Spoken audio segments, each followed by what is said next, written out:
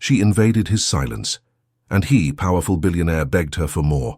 His world was a fortress of silence, built by a reclusive billionaire to protect his genius. But she moved in next door, and her music wasn't just a noise, it was an invasion, a melody that vibrated through his walls and into his veins, awakening a craving he never knew he had. If you believe the most powerful obsession starts with a sound, subscribe now. You're about to find out what happens when a man who demands silence starts begging for more. The key was cold and sharp in Clara's hand, a small, jagged piece of metal that represented the entirety of her future. It slid into the lock of apartment 4B with a grating sound, a protest of rust and disuse. The door swung inward on a long, complaining creak, revealing not a home, but a compromise. The air inside was stale, thick with the ghosts of forgotten meals and the faint, sweet scent of decay that clings to old buildings. The floors were worn hardwood, scarred with a history of dropped furniture and hurried footsteps. A single, grime-coated window looked out onto a brick wall, offering a view of nothing. It was small, it was grim, and to Clara it was the most beautiful sight in the world. It was a place she could afford. More importantly, it was a place she could be loud. "Okay, Beatrice," she whispered to the sleek black violin case clutched in her other hand. "Time to make some noise."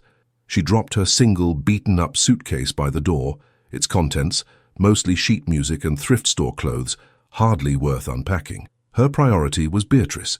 She carried the case to the center of the empty living room and laid it down, with the reverence of a priest, placing a holy relic upon an altar. The clasps clicked open, and the scent of aged wood and rosin filled the small space, a perfume of pure ambition. The violin felt like a living extension of her own arm.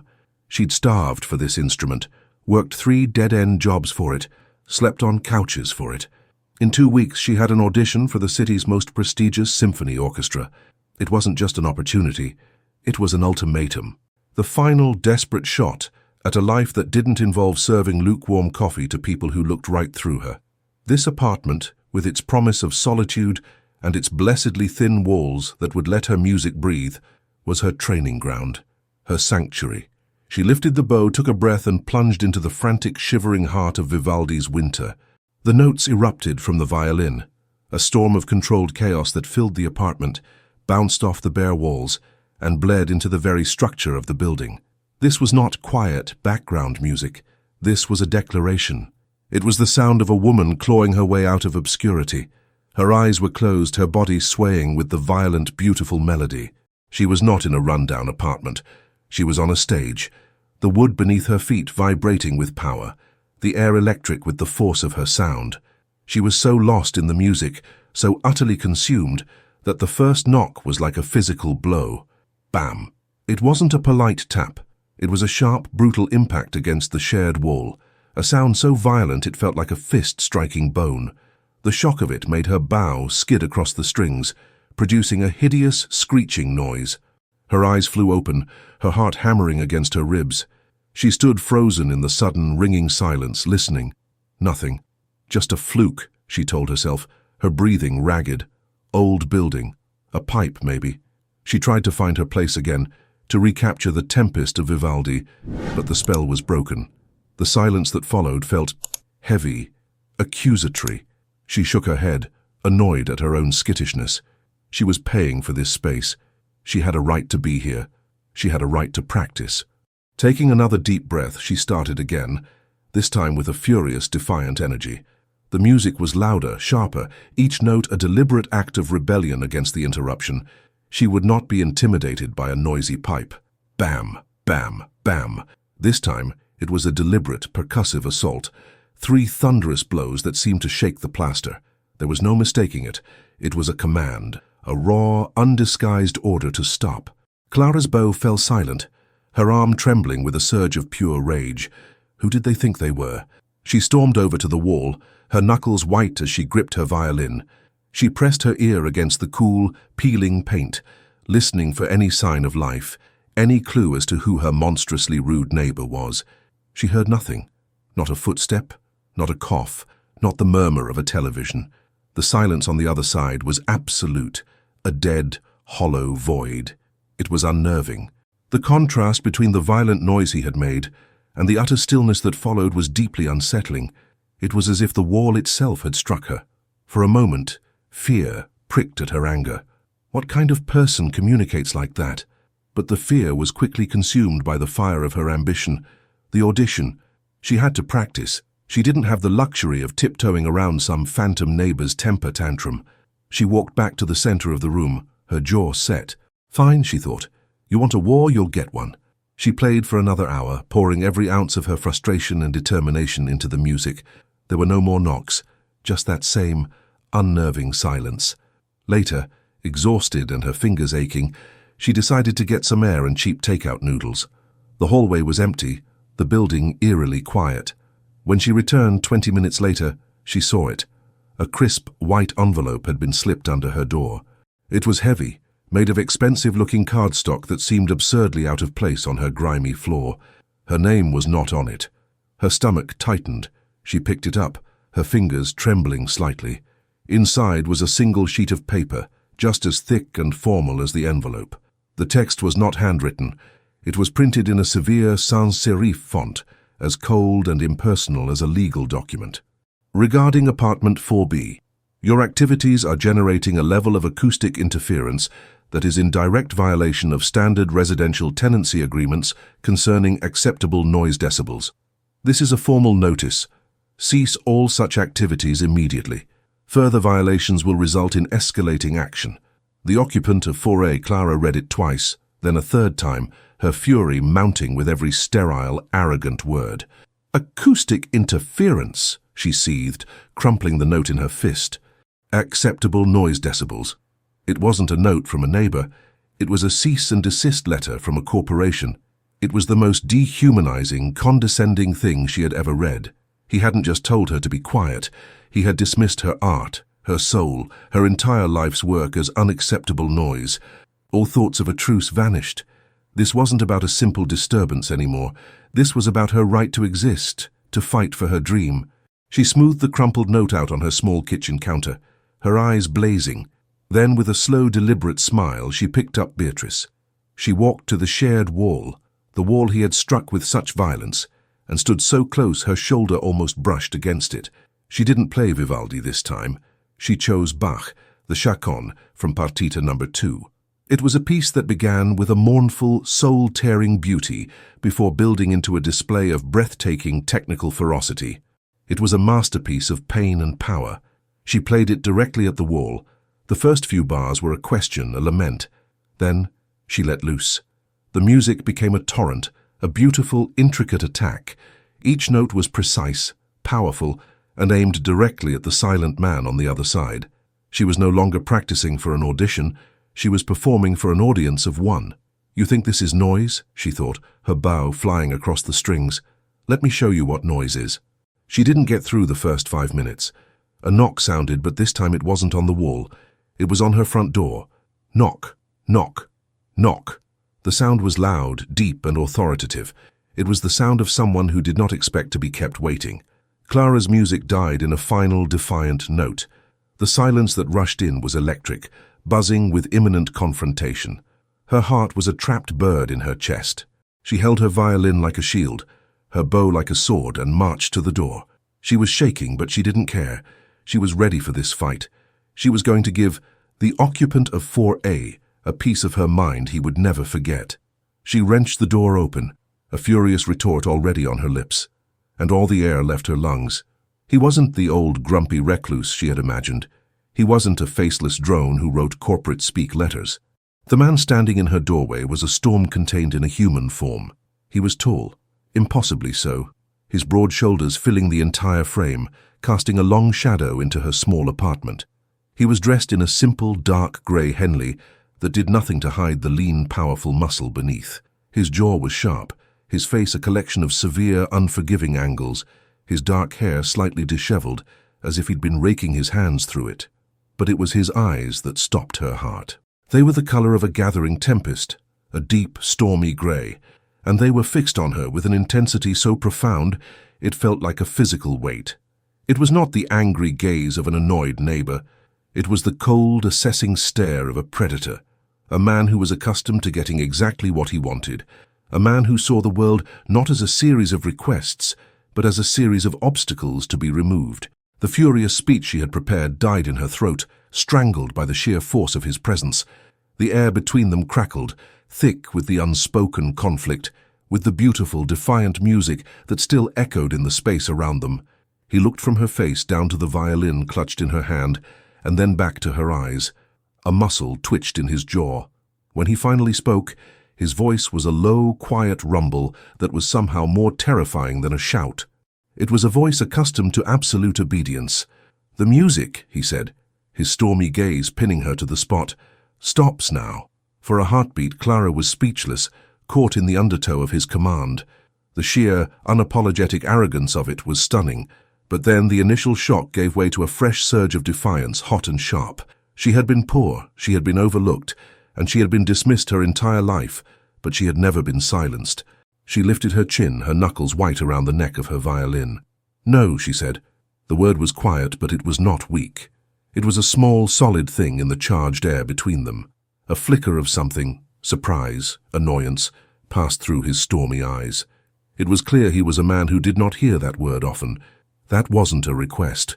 And that, she shot back, finding her voice, wasn't a suggestion.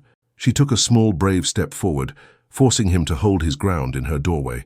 "You're the one who's been banging on my walls like a lunatic, and this ridiculous letter?" She gestured with her bow toward the crumpled note on her counter. "Who do you think you are?" "I'm the person who requires silence to work," he stated, his voice devoid of any emotion except a chilling sort of patience. "And you are the person preventing that. It's a simple equation." "An equation? This isn't math, it's my life." The words burst out of her, raw with the desperation he couldn't possibly understand. "I have an audition in 2 weeks, an audition that determines whether I eat or get evicted. I have to practice. It's not a hobby, it's not acoustic interference, it is everything." She expected him to argue, to raise his voice, to match her fire with his own. He did something far more unnerving. He listened. His gaze dropped from her eyes to her violin, Beatrice, held against her chest like a shield. He noted the worn varnish on the neck, the faint rosin dust clinging to the bridge. His eyes scanned her apartment in a single, sweeping glance, taking in the single suitcase, the bare walls, the profound lack of anything valuable or personal. He saw not just her defiance, but the poverty that fueled it. When his eyes met hers again, the coldness was still there, but it was layered with something else. A flicker of cold, hard calculation. "I see," he said slowly. "You require compensation." Clara blinked. "What?" "This isn't about art. It's about commerce. You play the instrument to secure a job.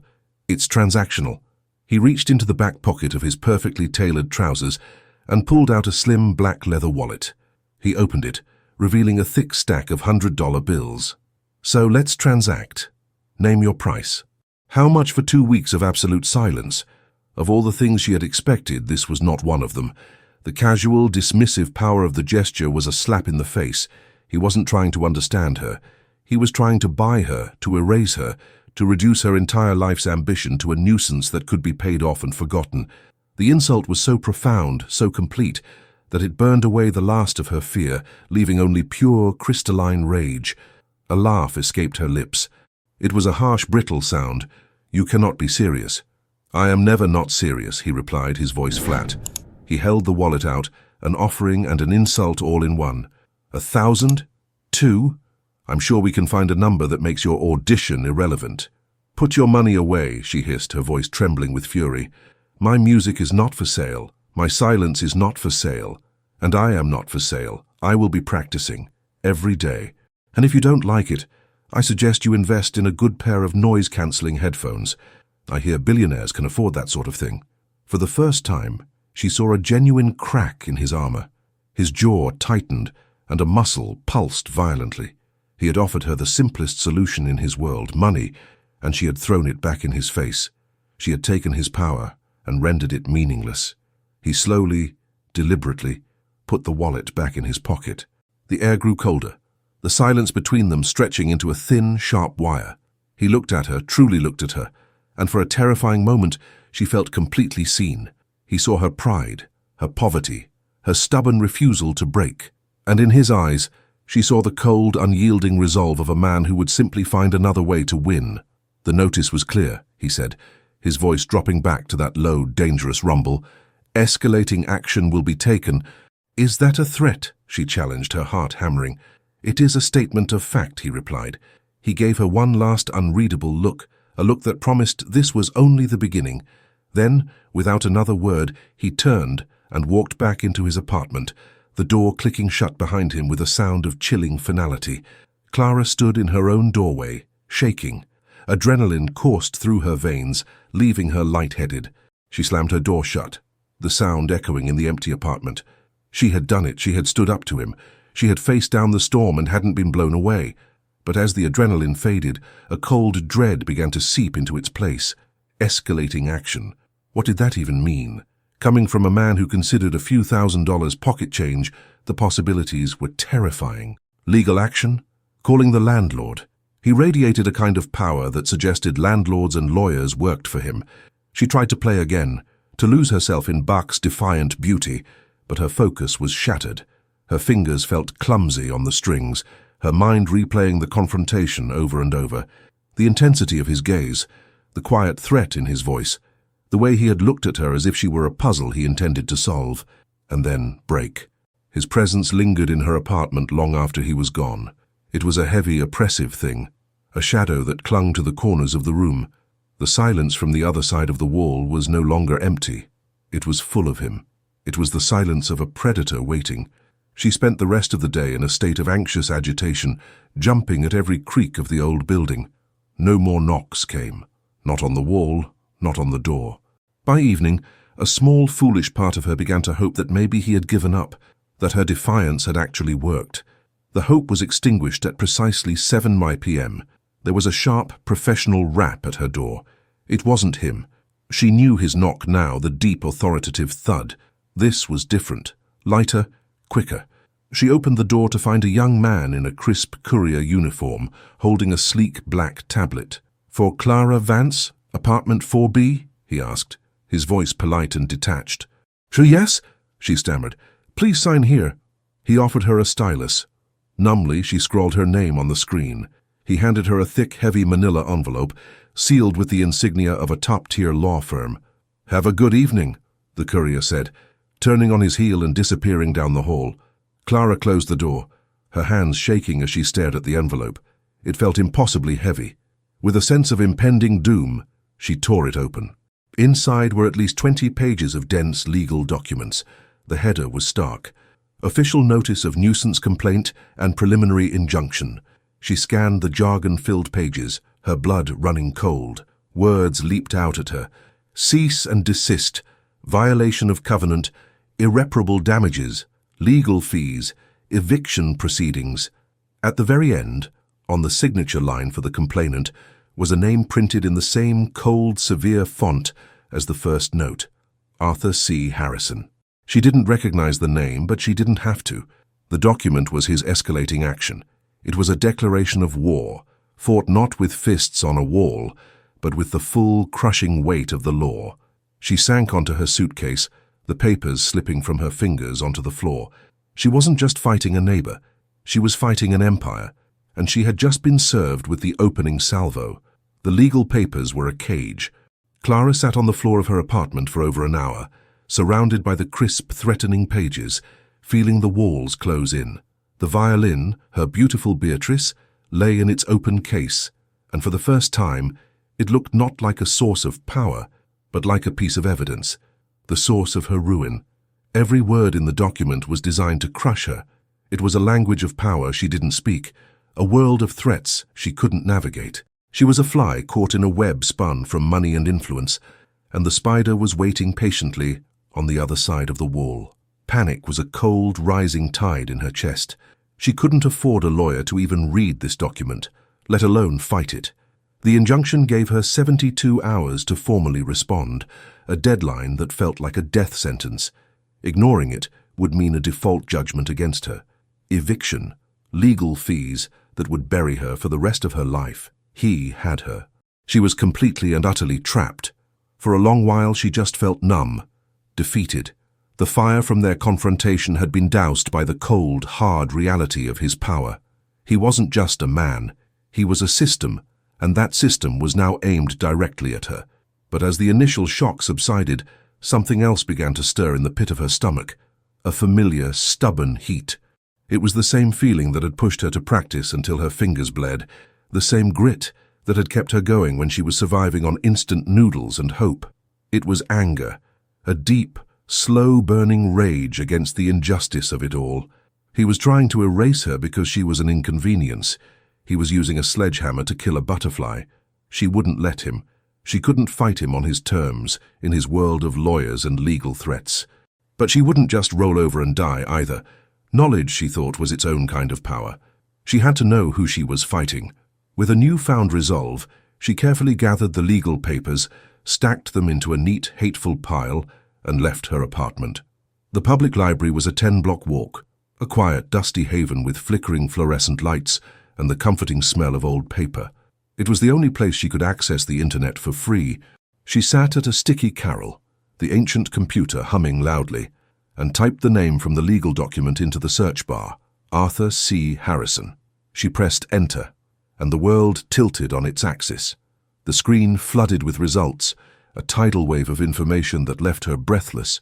There were articles from Forbes, Wired, the Financial Times, photos of sleek, futuristic buildings made of glass and steel, headlines that screamed of innovation and influence. The Ghost of Silicon Valley, how reclusive genius Arthur Harrison built the future from the inside out. Harrison Prototypes unveils AI that could change everything. The billion-dollar monk, why the world's most important inventor refuses to be seen. She clicked on the first article, her heart pounding a frantic rhythm against her ribs. The man staring back at her from a rare, grainy photograph was unmistakably her neighbor. Younger, his hair neater, but the same severe lines of his face, the same stormy, intense eyes that seemed to see right through the camera lens. He wasn't just a rich guy. He was a legend, a technological visionary who had founded Harrison Prototypes in his early 20s and turned it into one of the most powerful and secretive tech companies on the planet. He held patents that were the bedrock of modern computing.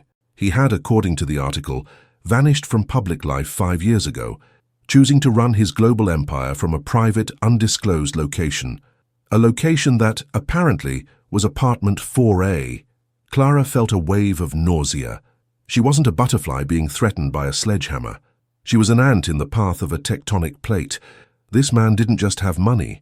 He had the kind of power that reshaped the world. And his one weakness, the one thing all the articles agreed upon, was his obsessive, pathological need for privacy and absolute, uninterrupted silence to fuel his genius. And she, Clara Vance, with her Vivaldi and her Bach, had been a cannonball in his silent sanctuary. She stumbled out of the library, the city streets feeling unreal. The legal papers in her bag now felt 1,000 times heavier. This wasn't a fight she could win. This wasn't a war. It was an execution. Defeated, she walked the 10 blocks back to her apartment building, the weight of her new knowledge pressing down on her. The building, which had once seemed like a sanctuary, now felt like a prison cell on death row. As she pushed open the heavy front door, the lights in the lobby flickered once, twice, and then died. The entire building was plunged into an abrupt, disorienting darkness. A collective groan went up from the few other tenants in the lobby. "Not again," someone muttered. "That's the 3rd time this month." The emergency lights, a pair of dim, sickly yellow bulbs, kicked in, casting long, distorted shadows down the hallway. The elevator was dead. Clara sighed, her problems now compounded by a 4-flight climb in the dark. She was halfway up the 3rd flight of stairs, her hand trailing along the wall to guide her, when she heard a door open on the landing above. A figure was silhouetted against the faint light from a window at the end of the hall, a tall, broad figure. Arthur. Her body went rigid. He hadn't seen her. He was standing in the doorway of his apartment, looking down the darkened hall with an air of controlled frustration. She froze on the steps, hoping he would just go back inside. But then he started down the stairs, his footsteps slow, measured, and utterly confident, even in the near-total darkness. He was going to walk right past her. Her heart hammered in her chest. She pressed herself against the wall, trying to become invisible. He was just a few steps above her when her fumbling hand, slick with nervous sweat, lost its grip on the manila envelope. The legal papers, all 20 pages of them, slithered out and cascaded down the concrete steps with a series of soft, rustling hisses. "No," she whispered in horror, dropping to her knees, trying desperately to gather the scattered pages in the oppressive darkness. His footsteps stopped. A beat of silence. Then a narrow, intensely bright beam of light cut through the gloom, pinning her and the damning documents to the stairs. It was from his phone. He stood over her, a dark colossus, the light in his hand making him seem even more imposing. She expected him to say something cruel, something victorious. "Looks like you have a problem." But he remained silent. The beam of light held steady, illuminating the pages for her. He was helping her. Her hands trembled as she gathered the last of the papers, the legal jargon seeming to mock her in the stark white light. She clutched them to her chest and slowly, shakily, got to her feet. She was standing on the step below him, forcing her to crane her neck to look up at his face, which was mostly lost in shadow. "The wiring in this building is archaic," he said. His voice was a low, factual statement, devoid of the earlier threat. It was the first thing he had said to her that wasn't a command or an insult. I see that," she managed to reply, her own voice barely a whisper. She had to get past him. She took a tentative step up, trying to squeeze by in the narrow space. As she did, her arm brushed against his. The contact was brief, accidental, nothing more than fabric against skin, but a jolt, sharp and electric, shot through her. It was instantaneous and undeniable, a spark of pure physical shock that had nothing to do with the faulty wiring. It made her gasp, a tiny, involuntary sound. She froze. So did he. In the small, focused beam of his phone's light, she saw his jaw tighten. He didn't pull away, but his entire body went still, a statue carved from shadow and tension. The air between them, already thick with conflict, suddenly became charged with something else entirely, something primal and unexpected. A current was flowing between them in the dark, and it was more dangerous than any legal injunction. He slowly lowered the beam of light until it pooled on the floor, leaving their faces in darkness once more. "Watch your step," he murmured, his voice strained, rougher than before.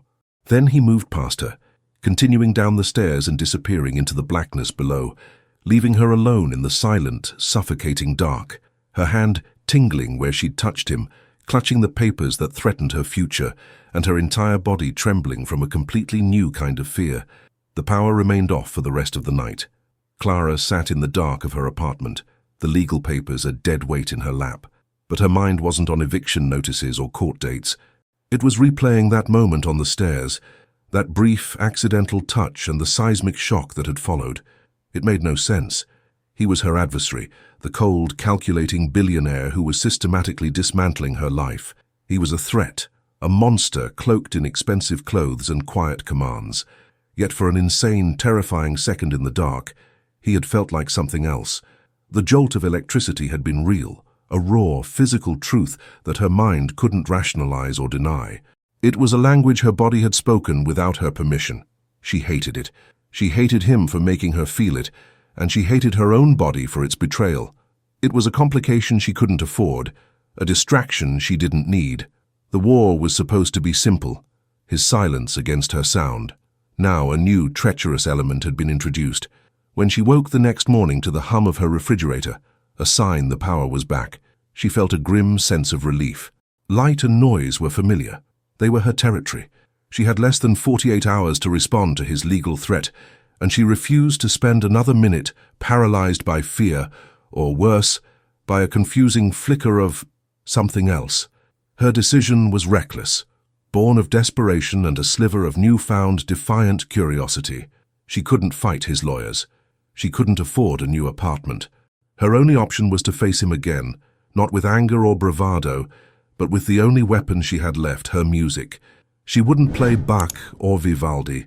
That was a challenge, a declaration of war he had already countered, with overwhelming force. This had to be different, a negotiation, a plea, a reminder that she was a human being, not just acoustic interference. She chose a piece by Schubert, a serenade. It was soft, achingly beautiful, and deeply vulnerable. It wasn't a performance to prove her skill. It was an offering, a story told in notes of melancholy and hope. Her hands trembled as she lifted the violin to her shoulder. She walked not to the center of the room, nor to the shared wall, but to the thin, cheap door of her apartment. She opened it a crack, just enough for the sound to spill out into the hallway, a message meant only for him.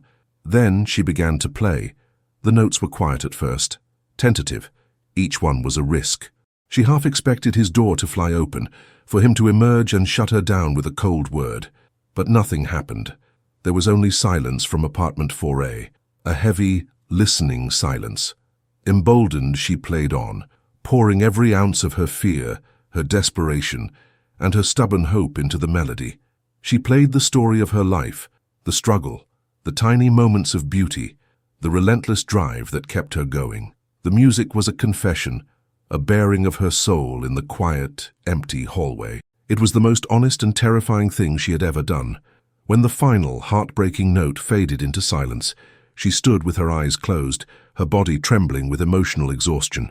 The silence that followed was different. It wasn't the dead, empty void of before. It was a silence that held its breath, a space filled with the ghost of her melody. She waited. For what? She wasn't sure. A knock, a shout, another letter. Instead, she heard the soft, almost imperceptible click of his door being unlocked. Her eyes snapped open. His door swung inward, but he didn't step out. He just stood in the shadows of his own doorway, a tall, dark silhouette. She couldn't see his face, but she could feel the weight of his gaze on her, a physical pressure. For a long moment they stood there, separated by 20 feet of worn linoleum, caught in a silent, fragile truce. The hallway had become a no-man's land between their warring worlds. Then he spoke. His voice, stripped of its earlier commands, was a low, rough thing that seemed to scrape the air. "That piece," he said. "Schubert's Ständchen." It wasn't a question. It was a statement of fact. Her fingers tightened on her violin. Of course he would know. A man like him would know everything. "Yes," she whispered, her throat dry. He was silent for another long moment, and she could sense a battle being waged within the shadows of his doorway. Then he did something that shocked her more than any legal threat. "Come inside, Miss Vance," he said. It was not a command. It was a quiet, formal, and utterly unexpected invitation. "We need to talk." Her mind screamed at her to run, to slam the door and hide. Every instinct for self-preservation told her that walking into his apartment was like walking into the lion's den. But her curiosity and a desperate, illogical flicker of hope were stronger. This was a side of him she hadn't seen. This was a chance. Clutching Beatrice like a lifeline, she took a hesitant step into the hallway, then another. As she crossed the threshold from her world into his, the change was instantaneous and dizzying. Her apartment was a study in scarcity. His was a cathedral of silence and space. The living room was vast, at least 4 times the size of her entire apartment, with a floor of polished dark wood and a wall of floor-to-ceiling windows that looked out not on a brick wall, but on a breathtaking panoramic view of the city skyline. The space was ruthlessly minimalist. There was a sleek black leather couch, a single chrome reading lamp, and a wall lined with towering bookshelves. But the shelves weren't filled with books. They were filled with identical, neatly labeled black binders, thousands of them. It was the library of a machine. There were no photos, no art, no personal touches. It was a space designed for one purpose, work. A silent, sterile kingdom built for a solitary king.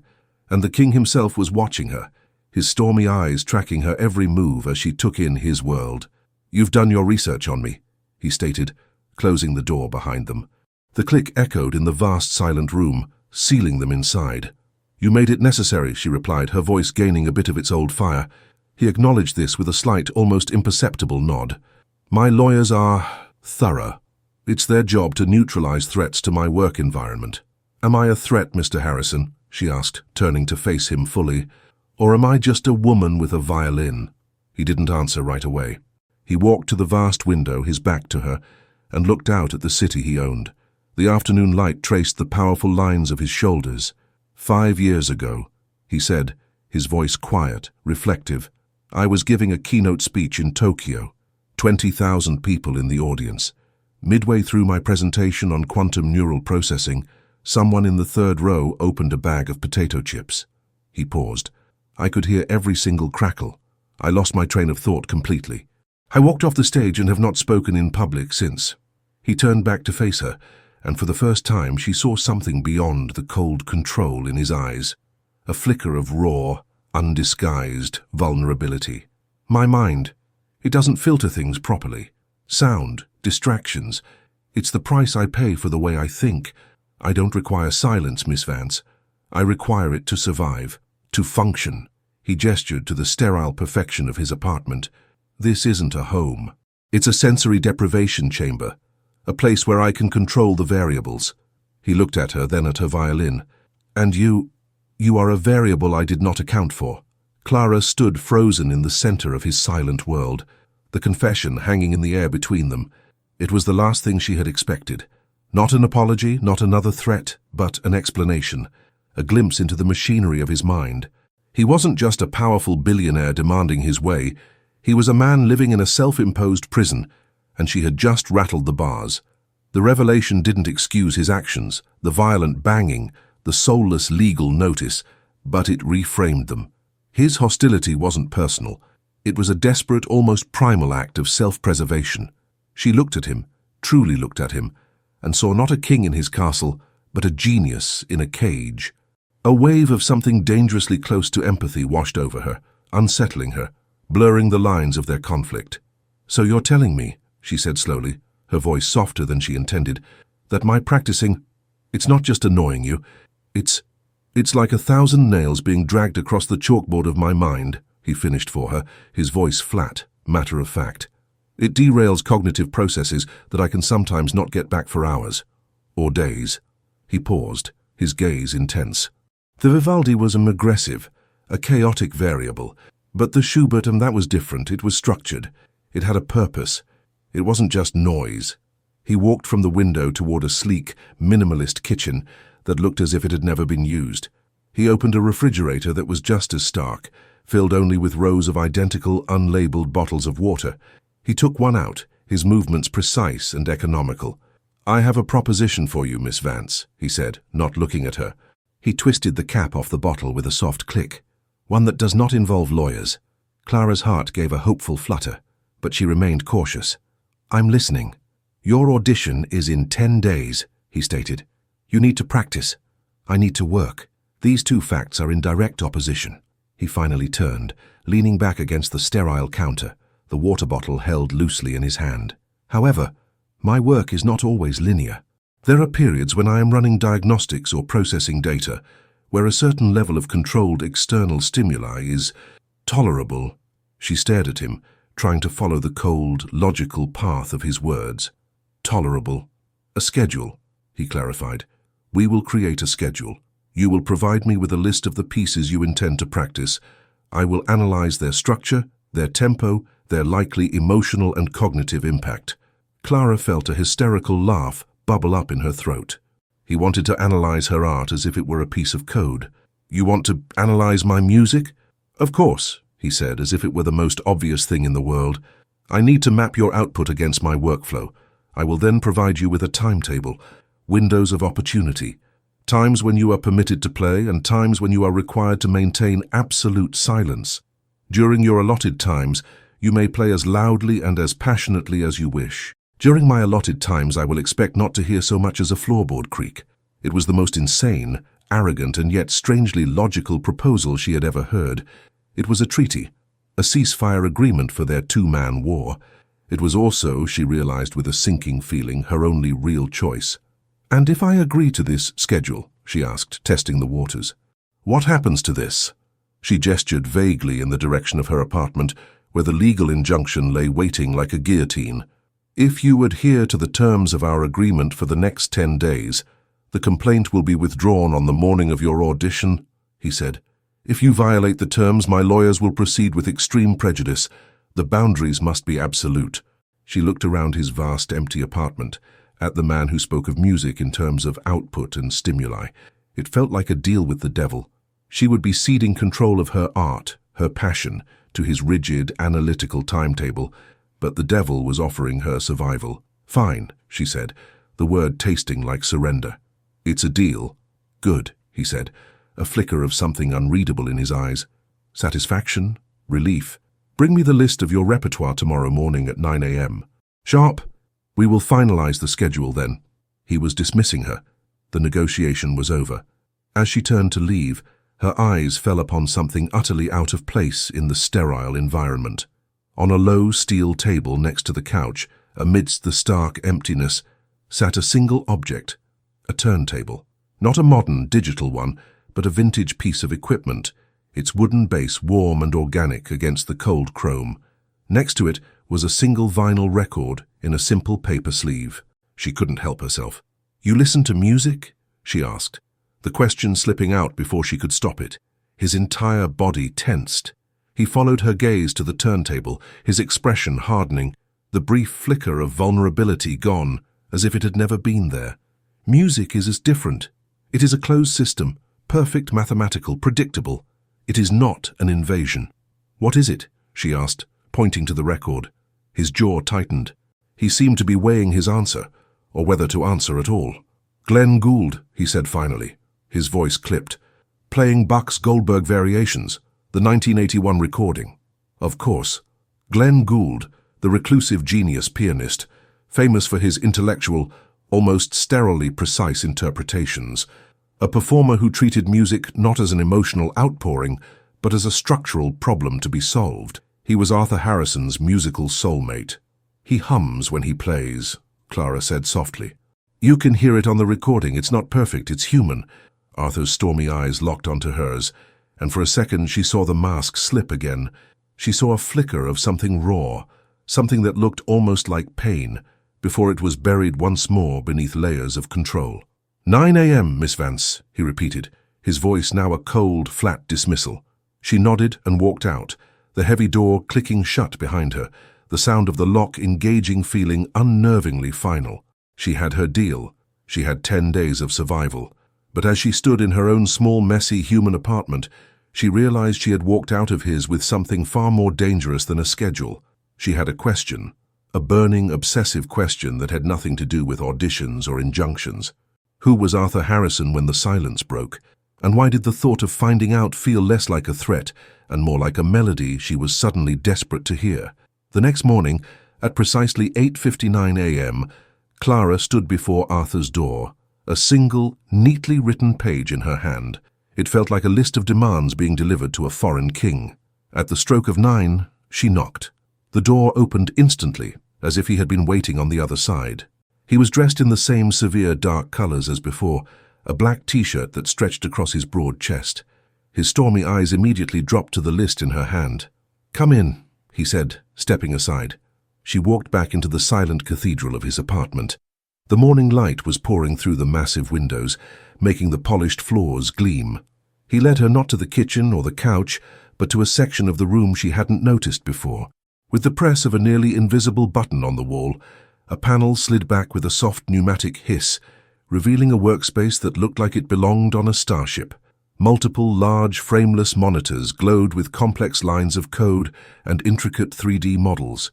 The desk was a single seamless piece of black metal, holding nothing but a keyboard and a mouse. It was the nerve center of his empire. The silence in here felt different, not empty, but humming with contained intellectual power. "The list," he said, extending his hand without looking at her, his attention already on the main screen. She handed it over. He placed it on a scanner to the side of his desk. A beam of light passed over the page, and her handwritten notes instantly appeared on one of the monitors, digitized and converted into a clean, sans-serif font. He deleted her handwriting, the last trace of her humanity, from the screen. "Vivaldi, Bach, Paganini," he murmured, his eyes scanning the list. "Ambitious. Technically demanding." His fingers flew across the keyboard faster than she could track. Windows opened and closed. Waveform visualizations of what she assumed were her pieces flickered across a screen. He was cross-referencing her repertoire with his own impenetrable schedule. It was the most clinical, passionless analysis of art she had ever witnessed. "Acceptable windows are as follows," he announced after a few minutes of intense typing. 07 due to 08:30, 13 due to 14 due, and 19 to 20:30. These times are non-negotiable. Not 1 minute before, not 1 second after. Understood? "Understood," she said, her voice small in the vast, silent space. 3 windows, 4.5 hours a day. It was less than she needed, but it was infinitely more than nothing. Good, he said, his focus already drifting back to the glowing code on his main screen. He was dismissing her again. The transaction was complete. For the next 3 days, Clara lived by the clock. Life became a series of silent countdowns to the moments she was allowed to exist. The silence she had to maintain was oppressive. She tiptoed around her own apartment, paranoid that a dropped fork or a closing cupboard would constitute a violation. She wore headphones to listen to music, ate cold meals to avoid the noise of the stove, and found herself holding her breath when she heard the faint, telltale creak of his floorboards through the wall. Her world had shrunk to his timetable. But when her windows of opportunity arrived, she played with a ferocity she hadn't known she possessed. All her pent-up frustration, her anxiety, her simmering resentment toward the man next door, she poured it all into the music. She wasn't just practicing anymore, she was screaming into a void, hoping the sound would be heard. Her 4.5 hours were a desperate, beautiful rebellion. She never saw him. He never made a sound. The wall between them was once again a barrier, but now it was a barrier they had mutually, if begrudgingly, agreed upon. Yet, a strange thing began to happen. The silence from his side started to feel different. It was no longer the dead, empty silence of a vacant room, nor the tense, waiting silence of a predator. It was an attentive silence, a listening silence. Sometimes in the final, fading note of a piece, she could almost feel his presence on the other side of the plaster, as if he were holding his breath with her. She found herself, against all reason, beginning to play for him. She would choose a certain passage, a complex arpeggio in a Paganini caprice, and play it with extra precision, wondering if the man who analyzed music as data could appreciate the technical mastery. She would linger on a mournful phrase in a Bach sonata, wondering if the man who lived in a sterile cage could feel the heartbreak in the notes. The war had become a conversation, a bizarre, one-sided dialogue spoken through walls and music. She was the only one talking, but she was starting to be sure that someone was finally listening. On the 4th day of their treaty, something shifted. It was late afternoon, during her silent period. A brutal, unforgiving thunderstorm had rolled in, battering the city with wind and torrential rain. The lights in her apartment flickered ominously. She was sitting at her small table, studying a complex piece of sheet music, when she heard it. A sound from his apartment. It wasn't a footstep or a cough.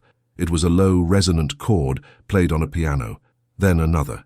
Then a simple, searching melody. She froze, her entire body rigid. He was playing music. The sound was rich and full, seeping through the wall with a startling intimacy. It was a piano, a real one, not a recording. He was breaking his own cardinal rule. The melody was hesitant at first, as if he were trying to remember it, or perhaps compose it on the spot. It was a sad, beautiful, and intensely private sound. It was nothing like the rigid mathematical precision of Glenn Gould. This was raw, vulnerable, and deeply human. It was a sound of profound loneliness. Clara felt like she was eavesdropping on a confession. This was a side of him he had never intended for her to hear. This was the man behind the mask of control. She found herself creeping toward the shared wall, her heart pounding. She pressed her ear against the cool plaster, closing her eyes, letting the melancholy notes wash over her. The music was a question, a quiet, desperate question asked to an empty room. Then, as suddenly as it began, it stopped. The final chord hung in the air for a moment, before being swallowed by an abrupt, total silence. It was as if he had caught himself revealing too much, a secret slipping out by accident. Clara pulled back from the wall, her breath catching in her throat. The silence that followed was the most profound she had ever heard from his side. It was a silence filled with shame. Her allotted practice time began at 7:01 p.m. For the first time, she dreaded it. How could she unleash her own loud, defiant music after hearing something so fragile and broken? It felt like a violation, but the deal was a deal. The boundaries were absolute. At precisely 19, she lifted her violin, but instead of the fiery Paganini piece she had planned to practice, she found herself playing something else entirely. It was a simple melody, a folk tune she remembered from her childhood. It was soft, comforting, and lyrical. It was an answer. She played it quietly, directing the sound toward the wall, a message of peace, an offering of understanding. "I heard you," the music said. "You're not alone." She played for only 10 minutes, then stopped, leaving the rest of her allotted time empty. She sat in the silence, waiting. A few minutes later she saw it, a thin slip of white paper being pushed under her door. Her heart leaped into her throat. Not another legal notice. Please. With trembling hands, she picked it up. It was one of his thick, formal note cards, but this time the message wasn't typed. It was written by hand. The script was sharp, angular, and intelligent, the handwriting of a man who thought faster than he could write. The note contained only 3 words: "Thank you, don't stop." The handwritten note was a fissure in the foundation of their treaty. It was a crack in the armor of the man who lived by rules and logic. Clara held the small, heavy card in her hands, her fingers tracing the sharp, intelligent script. "Thank you, don't stop," a plea and a confession, disguised as a simple request. He hadn't just heard her answer, he had understood it, and he wanted more. Her heart did a slow, dangerous somersault in her chest. This was no longer about a schedule or an audition. It was about the strange, fragile connection blooming in the silence between them, nurtured by melodies passed through a wall. The man who had once tried to buy her silence was now asking for her sound. She picked up her violin, and for the remaining 2 hours of her allotted time, she played. She played every soft, beautiful, heartbreaking piece she knew. It was no longer practice. It was a conversation. She sent messages of comfort, of understanding, of shared solitude through the plaster and wires that separated them. And on the other side, there was a deep, resonant silence that felt for the first time like a shared space. From that day on, everything was different. The schedule remained, a rigid skeleton they both adhered to, but the substance of their interactions had changed. He never played the piano again, but his listening became a palpable presence, and her playing became less about her audition and more about the audience of one she knew was hanging on every note. She began to test the boundaries, not of the schedule, but of their silent communication. She would play a questioning phrase and pause, half expecting a musical reply. She would play a joyful, energetic piece and could almost feel a sense of approval radiating from the other side. She was coloring in the silences, and she felt him watching her, listening to every stroke. The night before her audition, a profound sense of melancholy settled over her. Their treaty was ending. Tomorrow she would play for a panel of judges, and her life would either change or continue on its path of struggle. The complaint against her would be withdrawn, and the strange, tense intimacy she had built with Arthur Harrison would dissolve. They would go back to being strangers, 2 occupants in a run-down building, the silence between them reverting to an empty void. The thought left an ache in her chest that surprised her with its intensity. For her final allotted session, she didn't know what to play. A triumphant finale, a sad farewell. She chose the piece he had first identified, Schubert's Ständchen, the serenade, but this time she didn't play it as a vulnerable plea. She played it as a gift. It was a thank you, a goodbye, a final message poured into the melody. Her playing was richer, deeper, filled with all the complex, contradictory emotions she felt for the man on the other side of the wall. When the final note faded, she felt a tear slip down her cheek. She wiped it away, angry at her own sentimentality. It was over. She packed Beatrice carefully into her case, laying out her best and only audition outfit for the morning. She tried to sleep, but her mind raced, a mixture of anxiety about the audition and a deeper sadness about the end of her silent conversation. At 10 o'clock, an hour and a half after her final session had ended, there was a knock at her door. It was his knock. Loud, deep, and authoritative. Her heart leaped into her throat. Had she done something wrong? Violated some unspoken rule? She opened the door, her hands trembling. He stood there, a tall, imposing shadow in the dim hallway. He was holding a single, long-stemmed white rose. The gesture was so unexpected, so completely out of character, that she could only stare, speechless. "For tomorrow," he said, his voice a low rumble. He held the rose out to her. "A variable cannot be controlled, but it can be acknowledged." She took it from him, her fingers brushing against his. That same terrifying jolt of electricity shot through her, but this time she was expecting it. She saw him flinch, his jaw tightening as if he felt it too. It was a current that still flowed between them, powerful and untamed. "Thank you," she whispered, her voice barely audible. "I listened to a recording of the orchestra you are auditioning for," he continued, his tone formal, as if he were discussing a business deal. Their lead violinist is technically proficient, but predictable. Lacks fire. You have that fire, Miss Vance. He paused, his stormy eyes locking onto hers. Do not let them extinguish it. It was the closest he had ever come to giving her a compliment, a piece of encouragement. Coming from him, it felt more powerful than a standing ovation. I won't, she stammered, clutching the rose to her chest. An awkward, charged silence fell between them. The treaty was over. They had nothing more to say, no more rules to govern their interactions. This was the precipice. He would either turn and walk away, and they would become ghosts to each other again, or... My work tomorrow requires a trip to the city's data scaling facility, he said, his voice carefully neutral. It is located 2 blocks from the Symphony Hall. It would be efficient for me to offer you a ride. Clara's breath caught. It was a rescue, a lifeline. The subway would be crowded, loud and stressful, the worst possible prelude to the most important performance of her life. A quiet ride in what she could only assume was a luxury car would be a sanctuary, but it was more than that. It was an offer to extend their connection beyond the walls of the apartment building, to bring it out into the real world. It was a risk. A terrifying, exhilarating risk. She looked from his intense, unreadable face to the perfect white rose in her hand. The war was over. The music had stopped. And now, something new and infinitely more complicated was about to begin. Okay, she whispered, her heart pounding a frantic, hopeful rhythm. Yes, thank you, Arthur. It was the first time she had used his name. A faint, almost imperceptible softening occurred in his eyes, a subtle shift in the storm. Be ready at 8 a.m. Clara, he replied, and the sound of her own name on his lips, spoken in that low, resonant voice, was the most beautiful melody she had ever heard.